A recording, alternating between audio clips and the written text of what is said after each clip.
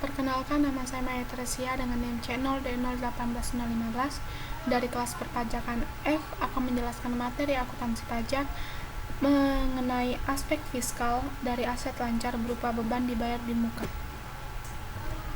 Konsep pencatatan akuntansi biaya dibayar di muka. Menurut Will and Kwok, beban dibayar di muka adalah pos-pos yang pada awalnya dicatat sebagai harta tetapi diharapkan menjadi beban di kemudian hari setelah melampaui kegiatan normal perusahaan. Beban dibayar di muka biasanya dikelompokkan ke dalam aset lancar. Beban dibayar di muka ini dapat berupa beban dibayar di muka atas asuransi, sewa, dan pajak.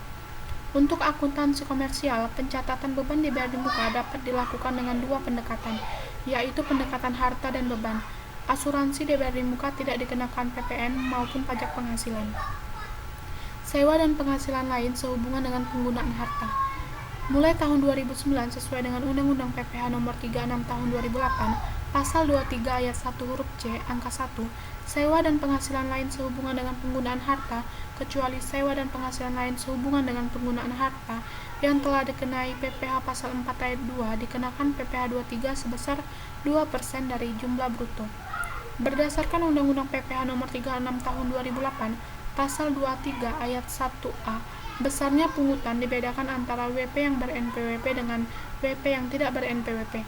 Tarif WP yang memiliki NPWP lebih tinggi 100% dari tarif yang diterapkan terhadap WP yang dapat menunjukkan NPWP.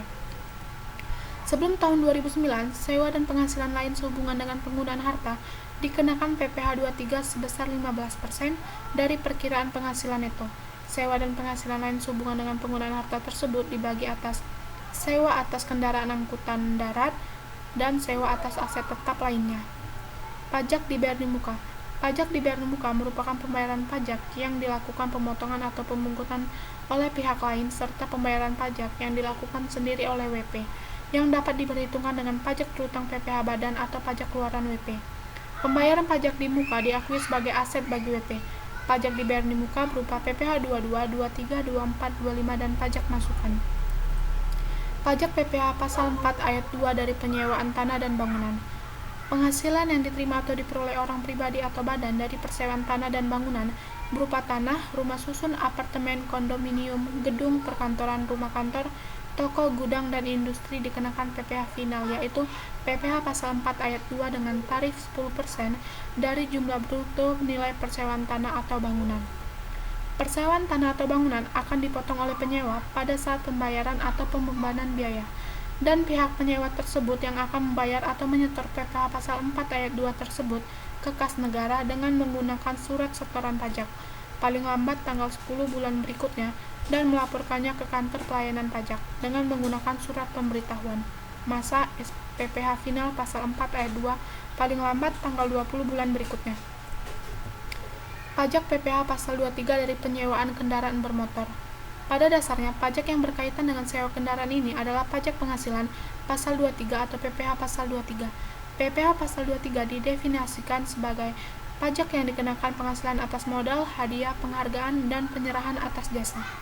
Pemotong PPh 23 ada badan pemerintah, subjek pajak dalam negeri, penyelenggara kegiatan, BUT atau perwakilan perusahaan luar negeri, dan orang pribadi sebagai WP dalam negeri yang ditunjuk Dirjen Pajak, yaitu akuntan, arsitek, dokter, notaris, kecuali camat, penilai, aktuaris, pengacara, dan konsultan yang melakukan pekerjaan bebas, serta orang pribadi yang menjalankan usaha dengan menyelenggarakan pembukuan atau pembayaran berupa sewa.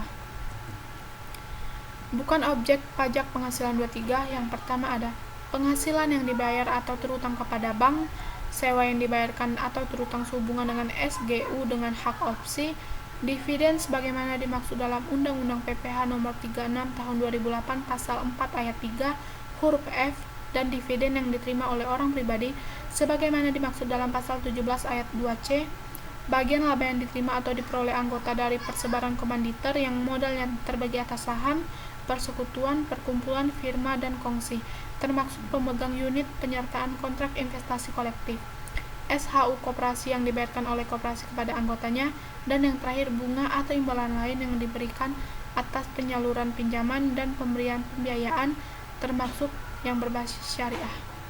Baiklah, sekian makalahnya. Terima kasih.